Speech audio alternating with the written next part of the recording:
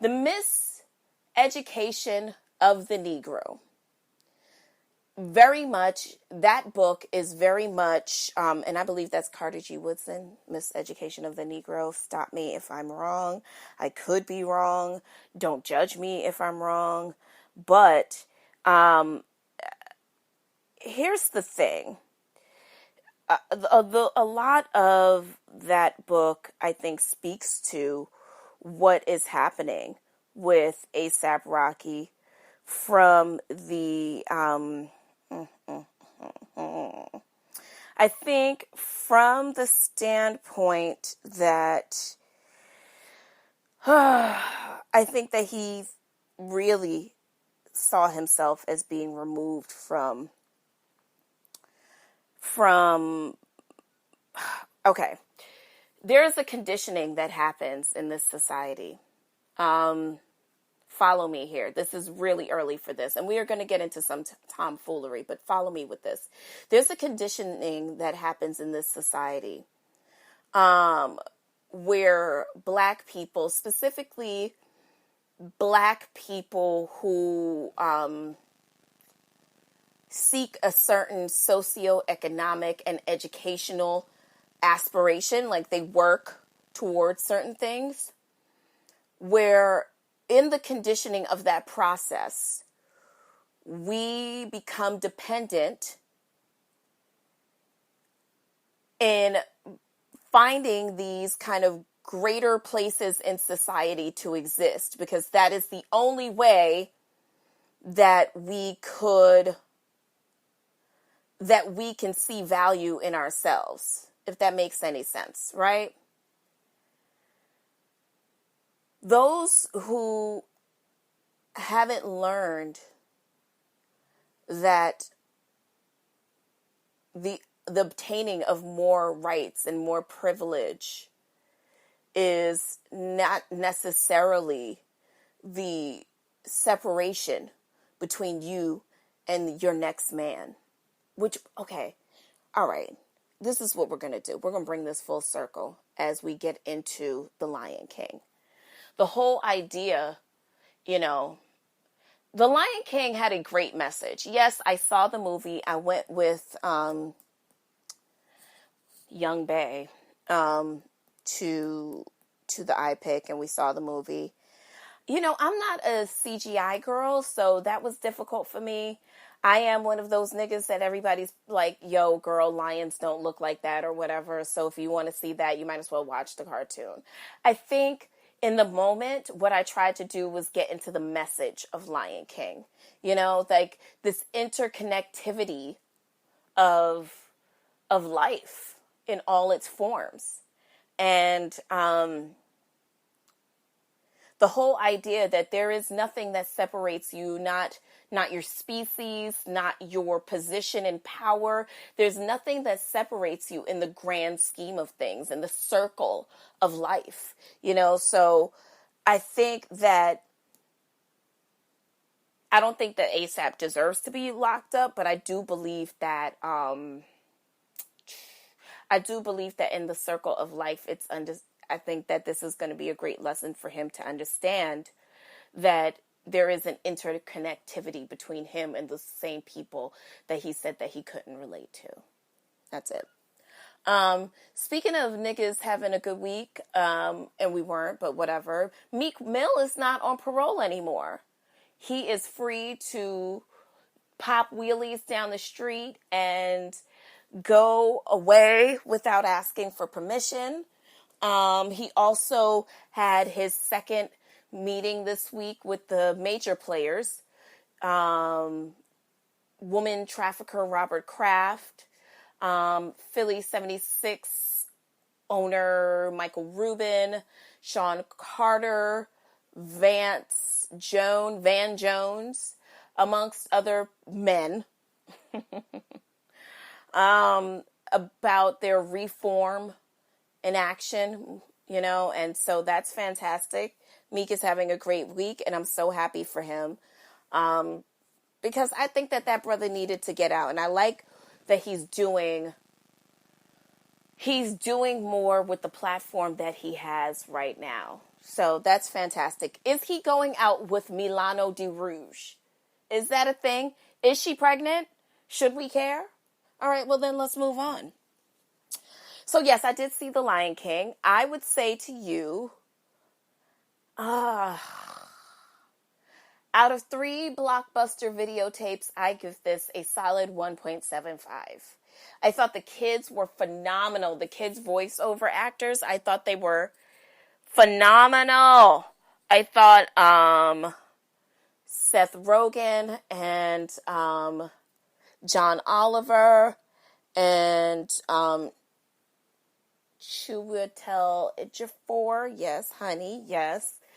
I think they all did a fantastic job. I do feel like, I don't know, it was okay. Young Bay liked it more than me, so, kudos to him, but I said what I said, damn it. So anyways, all right, so who wants to get into the mess, honey? Oh, child, my Bible just fell. Which sounds like a punchline, but I'm serious, which is kind of, okay. At any rate, so let's go with the good news first.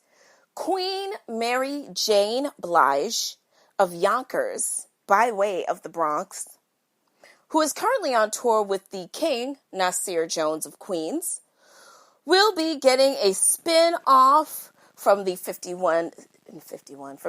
Cent produced Power. So yes, Mary J. Blige is getting a spin-off show from, I guess, loosely from Power. Now, Power is going for its last season, if I'm not mistaken. I thought it was going to be canceled, but I guess 50 Cent is feeling nostalgic, if you will. And what do you guys think about Power not getting any Emmy noms? Were you guys expecting Power to be nominated for an Emmy? Okay, so here's the thing, right? I think that last season was good. I think Power has had some extraordinary seasons. I don't think last season was the best. I think that there are some amazing writers and showrunners and what have you on that show. Courtney Kemp, who is the director for the show, she's phenomenal. At any rate, they didn't get any nominations, and 50 Cent decided, here's the thing. Here's the problem that I have with a lot of you niggas, is that you ASAP niggas will say that you don't have time for all that racist shit and blah, blah, blah, blah, blah, blah. That's, you don't see it, blah, blah, blah, blah, blah. You see a red stop sign, though. You see that shit. So please, with the you don't see color bullshit, okay? You see that motherfucking green light that tells you to go. You see color, dummy. Okay? So at any rate, 50 Cent was calling on the ancestors when summoning the ancestors because Power didn't get nominated. Oh, it's racist, blah, blah, blah. It's hard for us to cape up in your honor saying that, yes, that should have happened, when the only time race is of any consequence is when it is directly involving you. Like for Kanye West, niggas wasn't racist until, LVMH didn't give him the deal that he wanted, or Nike didn't give him the deal that he wanted, or fucking Hedy Slimane didn't sign off on his fucking leather pants. Race was an issue then, but race isn't an issue the way it is for the rest of us when we got to go up there and suit up with the armor, At any rate. Oh, so many assholes, so little time this week, kids. Jermaine Dupri, he's still talking. He's still talking, you guys. I thought someone shut his mic off. Weren't you? I think you were responsible for that this week. Oh, yes, you. Yes, you on the other end. Hello. You on the other end listening. You were responsible for this. Jermaine Dupri, his mic should have been cut off. He keeps talking because we keep giving him attention like I'm doing right now, but I have to tell you what happened. All right, so Jermaine Dupri still talking about his ignoramus comments as it pertains to women in hip hop. Now he is talking about these women who are strippers rapping. They should call their genre of rap strap. Oh my God. You know, speaking of strap, Jermaine Dupri, okay? Speaking of strapped, honey, let me just say this. I don't understand why you have so much to say now about women in hip hop. Now, you're entitled to say and think however you want to feel. One monkey don't stop no show. Like we not pressed out here about it. You know what I mean? I think what we're pressed about is that the fact that like there's someone amongst us who still has these kind of antiquated caveman ideas. I think that's the thing that we're most worried about. Are you spreading this hate all over the world? Like, are you talking to other people? Are you letting them be aware that you exist in this form? In this world that we live in today, that you would be talking like you just came out of a time capsule that got buried in 1963? We're concerned for you. We're worried about you, Jermaine. We're worried, okay? We want you to shut up.